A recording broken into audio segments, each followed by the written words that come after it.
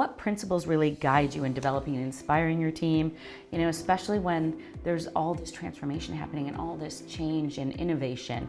How do you keep your teams inspired? We can go from being really excited to getting really overwhelmed because it's two sides to the coin, because there's just so much that needs to get done. I think the way we've managed this is, first, what I spoke to you about is about bringing all the stakeholders together to make sure that we're co-creating.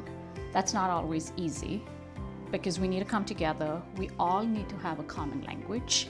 And then we need to co-create. So that's the first piece. So sometimes it may feel like we're going circular in the beginning before we hit the straight road, but it's always better to do that, because then when you hit the road, you're all in it together. So that's one framework that we always work with. The second principle with leadership we say is we have to have the clarity of where we're going. We don't have to have the answers or the certainty to how to get there. I think trying to distinguish the two is super critical, because in a world where everything's changing so fast, we are suddenly not a retail company. We're a retail company in tech, so we're changing at the speed of tech, which is a new muscle for a brick and mortar and a large-scale retailer.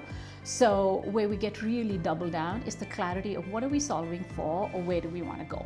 Once we're really clear and aligned as a cohort on that, then we figure out how to get there. Because I think the one thing I will always tell my team is, if we know certainly what the answer is to where to get where we want, then we're really late in the game. So we've got to change, we've got to pivot, we've got to move as we go towards where we want to go. And the third one is, how do we just distinguish from the hype to what is reality? Show small wins versus get overwhelmed with the hype. So simple 3 principles, but something that's helping guide us right now. Yeah, that's wonderful.